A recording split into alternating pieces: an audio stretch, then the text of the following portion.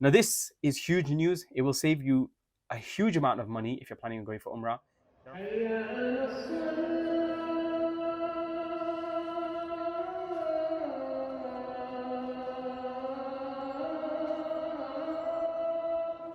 Assalamu alaikum and welcome back to another video. Now, you may have noticed that this video delivery style is slightly different to the ones that we normally do, which is when we're outside vlogging, out and about in the world, wherever we may be, giving you guys travel tips and things like that. But the reason why we've chosen to do this is because we've got an update for you guys, which is a huge update. It's some really kind of, you could call it like breaking travel news. It's news that has somewhat hit the surface slightly. Some people do know about it. Some people don't know about it, but I thought it'd be useful to make a video about it because there's quite a bit of details that people are still questioning me about when it comes to this new update. I did push a video out on my Instagram about this, but there's still a lot of people asking questions about the details around it. And there's some people that don't actually know anything. So I thought it'd be useful to tell you guys a little bit about this update and also show you guys the workings of this update. I'll explain what I mean in a little while. If you guys are new here, my name is Jubair Ahmed and I make travel videos from around the world as well as travel updates and travel news. Recently, I read an article on SaudiGazette.com, I think it was. I think it was around the beginning of August. And in that article, I was surprised and so happy to read that Saudi Arabia has actually allowed British nationals to go to Saudi Arabia, whatever the purpose. Okay, and I'll talk about a little bit about what you can do with this new eVisa waiver. But Saudi Arabia has actually introduced an eVisa waiver process. What this essentially does is it takes off the cost for the eVisa that you normally apply for. If anyone's already applied for a visa to go to Saudi Arabia, they'll know that it costs £110 approximately before you go there. You have to apply for a visa online and you can use that for performing Umrah. It's called a tourist visa, or you can get the normal Umrah visa as well. The tourist visa allows you to explore all of Saudi Arabia, whereas the Umrah visa is just for Umrah. But most people get the tourist visa. You can apply for that online. Now, Saudi Arabia has just introduced a legislation which basically, a new rule, if you like, a new process, which takes off the entire cost of the normal e-visa waiver cost. So essentially, you're receiving, when you apply for the visa online now, a free visa to go to Saudi Arabia. There is it's sort of like a small processing fee, which is around $41. It's nothing really in comparison to the £100+ that you'll be paying to go to Saudi Arabia to perform Umrah. So it's made a massive difference for those people that are actually wanting to travel for Umrah and that are on a budget. There's a lot of people, when I published the video on Instagram about this, I think it was last week, a lot of people actually commented saying that this is going to make it so much more easier, especially with the cost of living crisis and whatnot. So essentially, the e-visa waiver is an application form, a process that you go through, which takes off the cost of the visa and only leaves you with having to pay for the processing fee. And that's what it is basically. And the reason why Saudi Arabia have done this is because it's sort of like reciprocation. I think it was last year that UK actually introduced a law, similar law, a rule for Saudi Arabian nationals coming to the UK. And so Saudi Arabia are actually doing the same thing for British nationals. Now, there is an article about this online.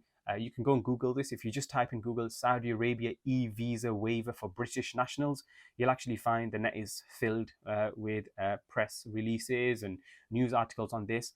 And also there's a link which I've put in the description. If you click on this link and you register, and I'll show you the process in a little while on my laptop as well. If you register, you can actually apply for the e-visa waiver there as well. And many people on my Instagram have actually done this. They've emailed me saying that they've done this. They've sent me like a kind of proof to show what the process was like. Someone on my Instagram has actually been to Umrah using this e-visa waiver process, and they've saved so much money. So a family of 6 recently, I heard they paid £205 for the e-visa waiver for 6 people, but it would have originally been around £670 or £80. So they saved quite a lot of money, hundreds and hundreds of pounds. So that's why I thought it's a good idea for me to make a video to show you guys how this works, what it means, etc. So I hope that kind of covers what an e-visa waiver is. why Saudi Arabia has done it, the benefits of it as well. But just to get into the kind of nitty-gritties and show you the details of how it works, what I'm going to do is I'm going to come down here onto my laptop, and I'm going to actually show you guys how you can apply for the eVisa waiver. Now, do keep in mind that this new eVisa waiver, the one thing you should know is that it's single entry only. So once you apply for the eVisa waiver, you can actually enter Saudi Arabia with it to go and perform Umrah, whatever it is. And yes, you can perform Umrah with it. This has been confirmed. People have gone and done Umrah with it. Saudi Arabia doesn't really check, when you enter Saudi Arabia, they don't really check anything related to Umrah. Okay, they're not standing there and saying, oh, show me what visa you've got, you can't do Umrah with this. This e-visa waiver is going to be a tourism visa. Okay, so the visa type is tourism, but it's an e-visa waiver, so it's taken the cost of the e-visa off. But essentially it's a tourism visa. You can purchase different types of visas like work and study and stuff like that, and business. But most people going for Umrah, they use the tourism because they're going there to travel and for pilgrimage and things like that. You can't use this for Hajj, and you can't use it for, you can use it for business, but not for actual work there, if that makes sense. So keep in mind that it's single entry only. The normal visa that you get from the Visit Saudi website for British nationals, it's £112-ish if you apply online, or on arrival. You can actually get a visa on arrival in Saudi Arabia, by the way, guys. So that costs around £100. When you land there, you can get a visa. So you've got three options when you want to get a visa for Umrah to go Saudi Arabia. Number one, you can apply online on the Visit Saudi website. That will give you a year-long visa, and it's multiple entry, so you can go as many times as you like in that 1 year. Number two, you can get a visa when you land in Saudi Arabia. Any Saudi Arabian airport, when you land, you can get a visa on arrival, and that's around about £100. The one online is around £112. So essentially, it's cheaper when you land and get it. However, this new scheme that just came out this month, eVisa waiver, takes off the cost significantly. So you're only left to pay $41, which is around £30 or £35, I think it is, give or take a few pounds. And that's just the processing, kind of like application fee, but it takes off the cost of the actual e-visa. So that's three options. The first two options, where you get a visa online or on arrival, they're multiple entry. You can go as many times as you like, and it's a year-long visa. The third one, though, is single entry only. So this visa that we're talking about in this video, this new one, this breaking news one, it's single entry only. So you can only go to Saudi Arabia once with it. And also, the other thing to remember, it's you can stay there for 180 days. Now, most people going for Umrah from the UK don't really stay for that long, but it's good to know that you can actually stay there for 180 days. The other two visas that I spoke about, you can only stay there for 90 days, I think it is. So that's something to think about. If you are someone who goes to Saudi Arabia quite often, you're maybe going, say, 3 or 4 times a year, it's much better to just get the normal type of visa, because that just makes it easier for you to keep going in and out. So if you've got plans to go to Umrah multiple times a year, then I will highly, highly recommend that you actually get the e-visa through the normal channel, the multiple entry one. But if you're planning on going once a year, this e-visa waiver will save you tons of money, especially if you're going with a big family or something like that. So what we're going to do is we're going to come down here, and I'm going to actually show you guys how you can apply for this new e-visa waiver. So the first thing that you guys will need to do is you will need to visit a website, and this website is basically, I'll type it just here. It's visa.mofa.gov.sa/account/login individuals. Now then you'll get this page here, and if you click on agree at the bottom there, and as you can see, I've already got an account, but I'm going to make a new account to show you guys how it works. If this page comes up in Arabic, if you just click on where it says Ain there, you can actually change that. So I'll just show you what it's like now. So you can go on there and click on either, and it should come up as an English form here. Now, what you do next is you click on register, because you won't have a login most likely. So you'll click on register. So you'll click on register down here, and it'll bring up this form here. And then you type in your email address, and basically you'll type in your email address, your password, confirm your password, and put an image code. Then you'll receive an email. And once you've received that email, you'll validate your email address, verify your email address, and then you'll be brought back to this page here. So this is where I'm at the moment, and we'll start from here. And then we just type in the kind of code here, the numbers here, the capture code, the capture numbers, and we log in. Now, I have already tested this system out slightly. So what you need to do first and foremost, what you need to do, it's a very simple application, but I will warn you that it's slightly fiddly. So there are some parts where, you may have to kind of play around with it a little bit.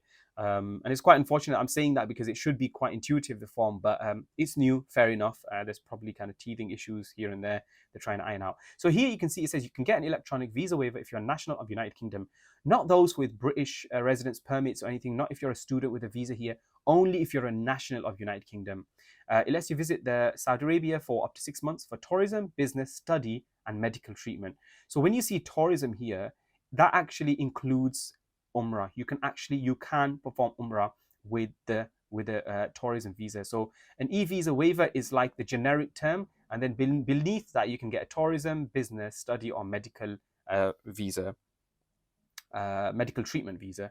It's for single entry only, which I told you before, and you need a new one every time you visit Saudi Arabia, and it cannot be used for work and Hajj. So you can't really go to Saudi Arabia 1 month before Hajj and think you can get away with performing Hajj there with this type of visa. It will not work because there are strict checks at that time. And you have to make a separate eVisa waiver application for each person traveling, including children. So what I recommend is if you have children and you want to apply for them, make a separate account for them each time. I know it might be a bit tedious to kind of make new email addresses and stuff like that, but make a new a new account for them and apply that way, because people have had some issues where they've tried to add kids on their own application forms. Now, coming back here, it says getting an eVisa waiver is not like getting a regular KSA visa. You just need to complete the online form and won't need to visit a visa application center. I mean, you didn't really have to visit a visa application center before anyways, but hey, it's good to know. So you click on agree here.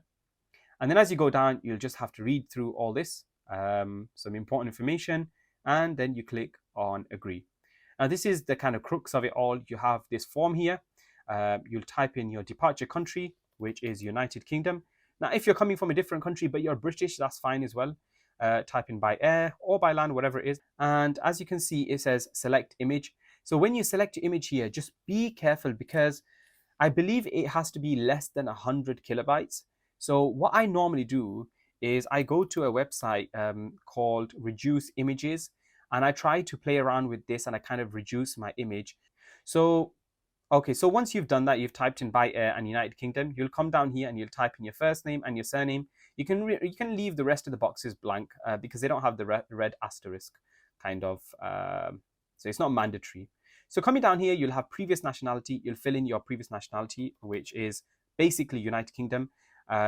If you had a previous nationality and it was something else other than being in the UK, other than being a national of the UK, then that's fine. You put that down here. You put your passport type down here, which normally is normal.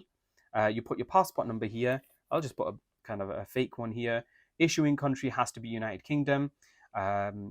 Date of issue, you'll put this down here. So I'm just making some fake details here, and then date of expiry, you'll put that down here, and you put your place of birth down as whatever it is, United Kingdom, etc. You'll put United Kingdom down here. Then you'll choose a copy of your passport. Now, again, I believe this has to be less than 100 kilobytes. Just reduce the image size, play around with that, and get it up there. And then you put your date of birth in here. And once you've put your date of birth in here, you'll choose your occupation. Now, this is where it gets a little bit fiddly, so you have to play around with it a little bit, okay? So bear with me. So say, for example, you're a teacher. That one might be slightly easy. You just start typing in, and it pulls up a few things, okay? Now, you're a plumber or something like that. You can put that in. You're a lawyer. So there's certain jobs it'll pick up easily. If you're a student unemployed, it's really difficult because I've tried typing in, say, for example, student, and student doesn't come up. I've tried typing in unemployed. Nothing comes up with unemployed. I've tried typing in housemaker or housewife or something like this. I can't find it. So I would recommend either you can keep searching for it, it's your choice, or just type in something that's remotely close to what you've done in the past. So if it's been like, say, for example, retail or whatever it is, or I don't know, like try to look for something you know, some people have done customer service work. Try finding something quite, you know, as similar as you can. And it's really not our fault, because it's not as if they've let us. So if I try typing in like student here, and I just leave it as that, it doesn't actually allow me to just leave it. So you're gonna have to play around with that bit, and there's not much we can do except kind of put something remotely close. Then you put your phone number inside KSA. Now, in this one here can be your hotel number, your mobile number, your KSA home address is your hotel address, and your address in the UK is your address in the UK. You put your email address down here, and then you put in which country you are filling visa waiver, or is that filing? You put United Kingdom. Now, down here is really, really important. You put port of entry, so which airport you're flying to. You don't have to put anything here. You don't have to put your flight number. You have to put when you're coming to Saudi Arabia. Okay, so say, for example, you're coming in September the 12th and you're exiting the following month on the 10th. Then down here, you number of entries, you will type in single, because you can only go one time. It's a bit of a no-brainer. And then you type visa validity 90 days. That basically means from the moment you apply, you have 90 days to go Saudi Arabia. And then once you're there, duration of stay is 180 days. Now, it says here, have you ever traveled to other countries during the last 5 years? So you click on yes down here, and you add all the countries that you've traveled to, as many, whatever, you can add them here. And then you type in your kind of capture code again, 24, and you click on save. Now, basically, that's the form. When you get to the next page, obviously I haven't filled in everything, but when you get to the next page, it's quite straightforward. It will tell you how much you have to pay, which is $41. You go ahead and you pay for it. Almost instantly, in most cases, or maybe maximum of 24 hours, you will get an email with a visa. And this visa will have your valid from, valid until, your name, your picture, and that's about it, really. That's your visa done. You can now use that to enter Saudi Arabia. It's as easy as that. So the form is quite easy. It's just a little bit fiddly at some point, so you have to play around with it. Be patient, and remember, it's a massive saving, alhamdulillah, that you're making. Now, this is huge news. It will save you a huge amount of money if you're planning on going for Umrah. And you don't have to go to a travel agent. If you go to a travel agent and you tell your travel agent about this, he or she will most likely say to you that, no, this is not the right way of doing things, blah, blah, blah, etc. And this has been done before, because it's not profitable for them. They are going to want to make money. So just keep that in mind.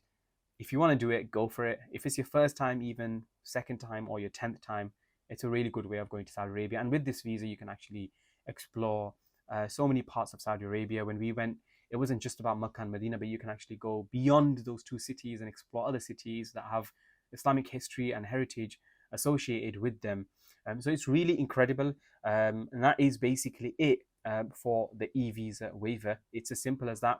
I know the video has taken a little bit of a while to kind of explain things, but I just wanted to go into a little bit more detail, because a lot of people ask questions, and it's important to kind of cover these queries and concerns that people might have. But having said that, you may still have questions about this new eVisa waiver scheme, right? So if you have any questions whatsoever, I am more than happy to try and answer them. If I can't answer them, I will try my best to find out. If I can't find out and give you any information, then I will guide you towards the right person. All I can say is this has been tried and tested. People have used the eVisa waiver. They've received the email. They've been to Umrah with this eVisa waiver, and alhamdulillah, everything's been fine. I hope it's helped. I hope it makes it easy for you guys to travel to Umrah.